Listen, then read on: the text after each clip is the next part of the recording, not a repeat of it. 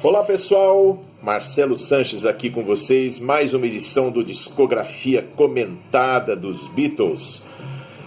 Desta vez a gente vai falar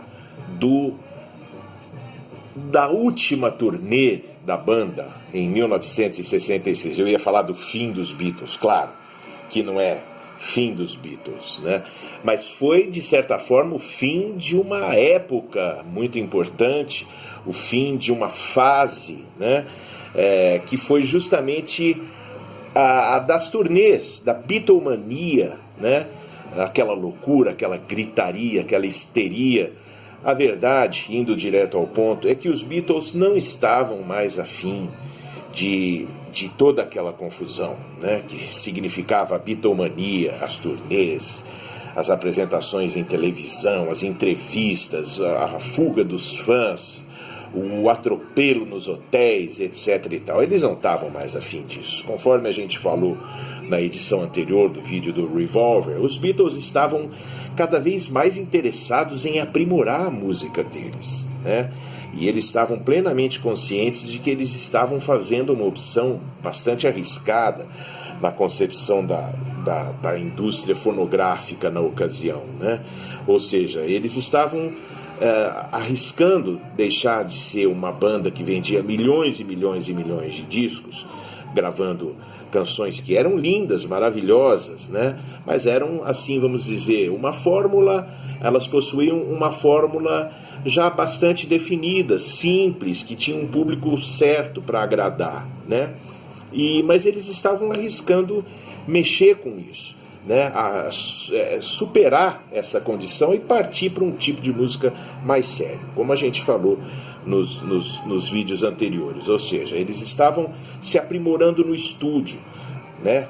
Com mais tecnologia, estavam pesquisando sons diferentes, estavam deixando a música deles mais encorpada, com arranjos mais complexos, claro, sob a influência das drogas também, como eu já disse, né?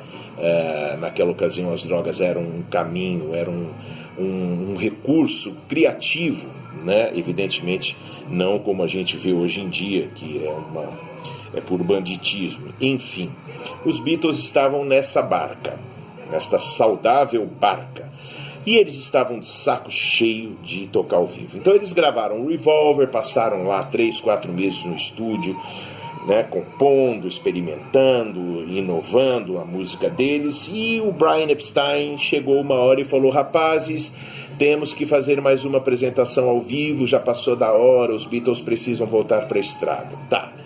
Meio assim, de mau humor, já aborrecidos, os caras foram para a estrada, conforme queria o Brian Epstein.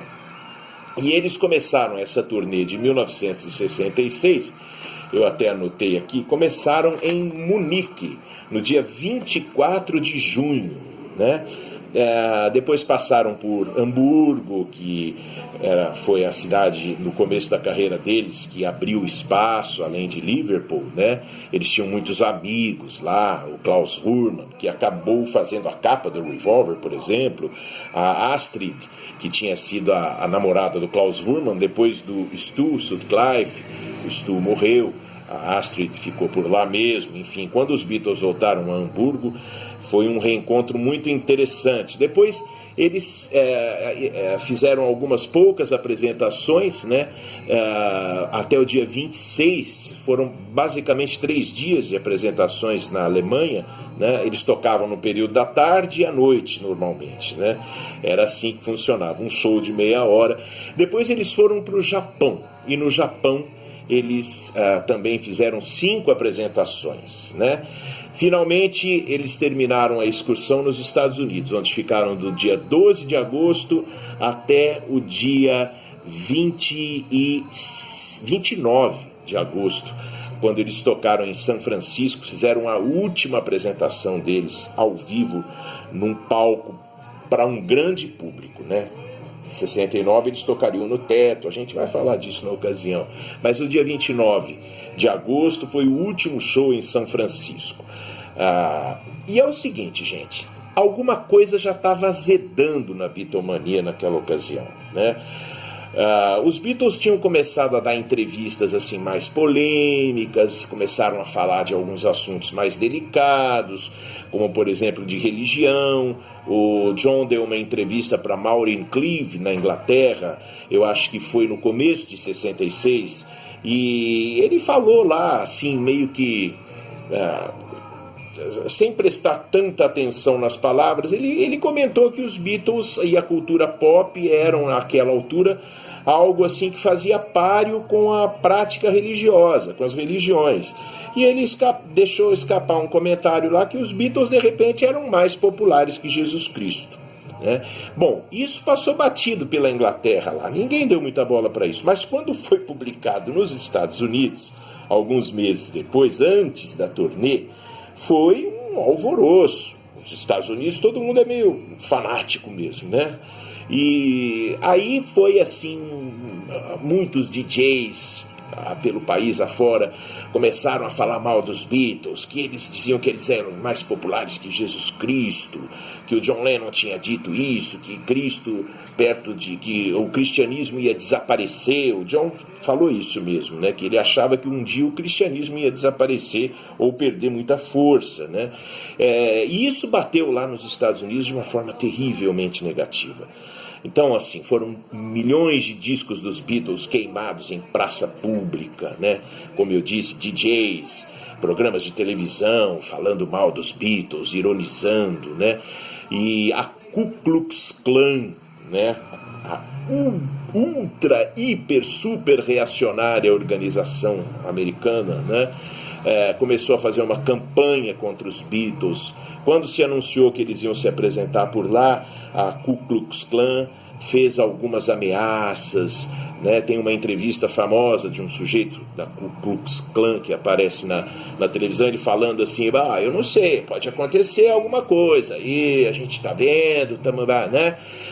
Então, assim, criou-se um clima muito pesado, mas antes de chegar nos Estados Unidos, os Beatles enfrentaram algumas dificuldades também. Por exemplo, quando eles foram para o Japão, onde eles tocaram do dia 30 de junho até 2 de julho, alguns tradicionalistas japoneses implicaram com eles também, que eles iam tocar no Budokan Hall, né, que era um lugar considerado sagrado, assim, muito tradicional, né?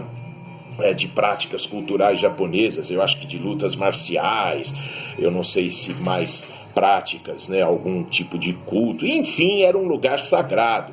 E quando se anunciou que os Beatles iriam tocar no Budokan Hall, pronto, esse povo também foi para as ruas e organizou protestos, fora daqui Beatles, não queremos vocês aqui, né?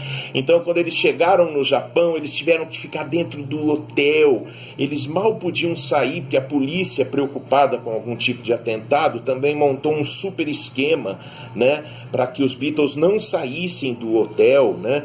Eles deram umas escapulidas, disfarçados e tudo, mas assim, foi uma tensão muito grande também, né? Depois eles foram para as Filipinas, em Manila, logo na sequência do Japão, e lá, como todo mundo sabe, também foi barra pesada. A mulher do presidente filipino lá, o Ferdinando Marcos, né? Eu acho que esse era o nome, não me lembro. Ela quis que os Beatles fossem jantar na casa dela, né? Convidou um grupo de crianças para conhecer o John, Paul, George e o Ringo, né? Mas eles, de saco cheíssimo, eles se recusaram a ir, isso repercutiu pessimamente, se espalhou no país ali uma onda de que eles tinham esnobado a mulher, a Imelda Marcos, e aí foi também uma grita geral na imprensa, no hotel que eles estavam, depois na hora que eles foram embora, depois de 2 apresentações só, numa tarde e à noite, no mesmo dia, eles também sofreram agressões. O Mal Evans foi agredido, o Neil Aspinall foi agredido, né?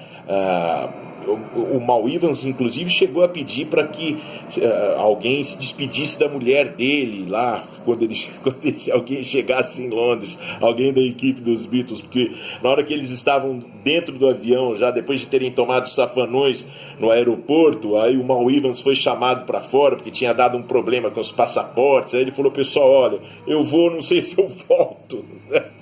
Então foi uma coisa assim terrível, né? Mas escaparam, foi um atropelo danado. Depois eles fizeram uma escala na Índia, não para tocar, mas passaram na Índia também. O Jorge sempre comentou que ele achava que ele fosse chegar na Índia, que ele estava curtindo a cultura indiana já naquele momento, né? Ele achou que ele fosse chegar na Índia e lá ninguém ia dar bola para eles. No aeroporto já tinha lá 500 pessoas esperando, e foi uma gritaria também, foi uma coisa tensa, enfim. Aí para os Estados Unidos depois, uma tensão enorme, teve uma apresentação lá que ouviu-se um disparo na plateia, todos eles se protegeram achando que fosse um tiro, né? Ficaram com muito medo.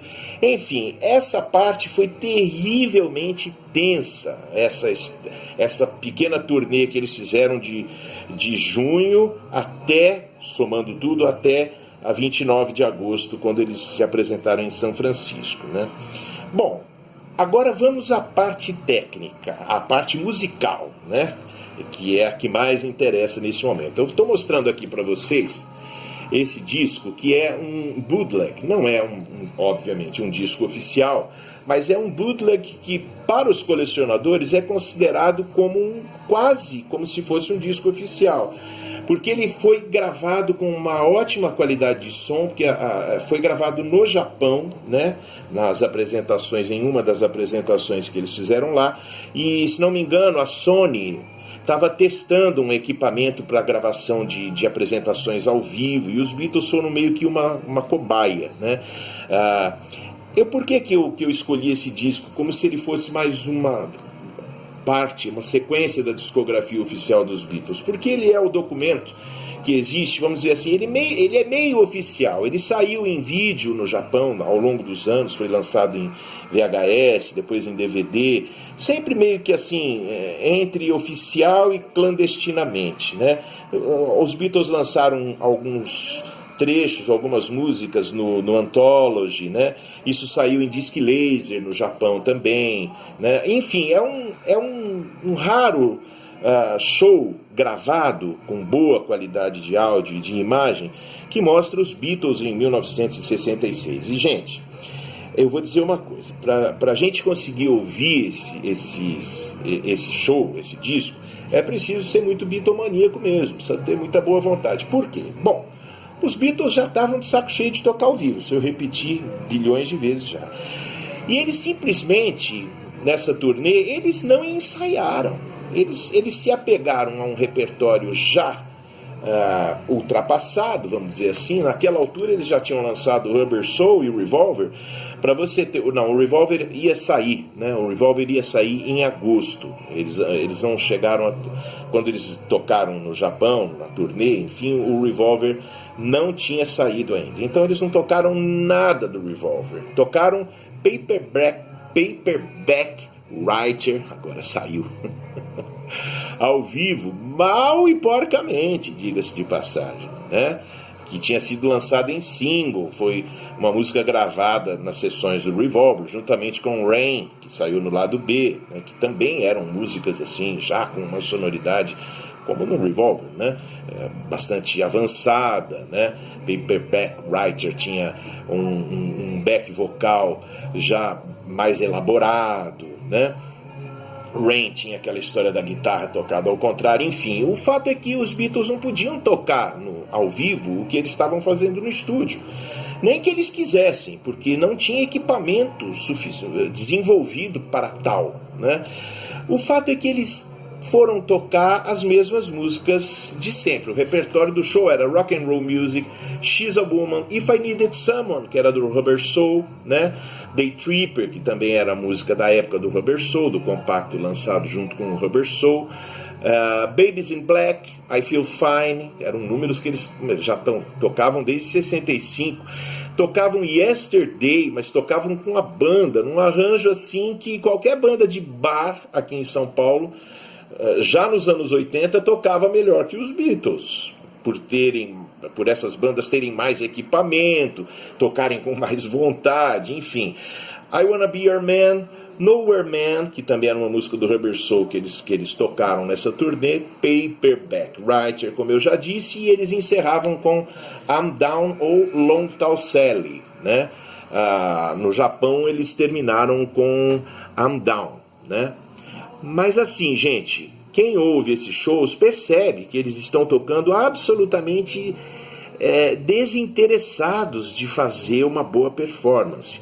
Os instrumentos estão desafinados, os vocais estão desafinados, eles cantam, eles esquecem muitos trechos das letras, né?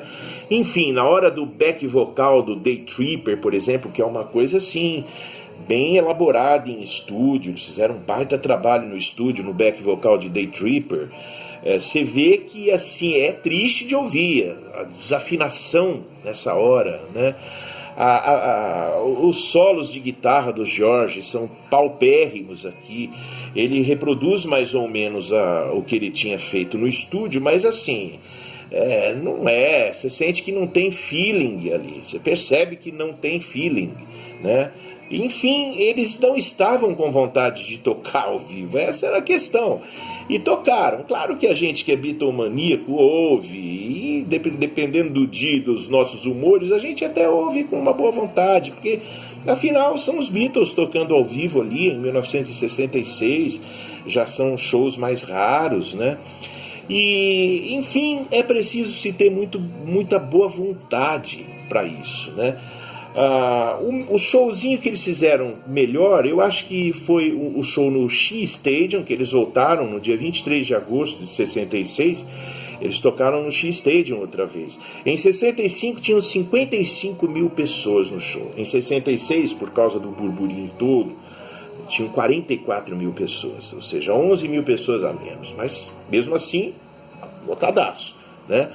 E também tocaram na turnê, no último show em São Francisco, eles melhoraram um pouco. Como acho que eles sabiam que era a última apresentação deles em São Francisco, então eles tocaram com um pouquinho mais de energia, né? E até acho que estavam felizes porque a turnê iria acabar ali, então eles tocaram, foram, né?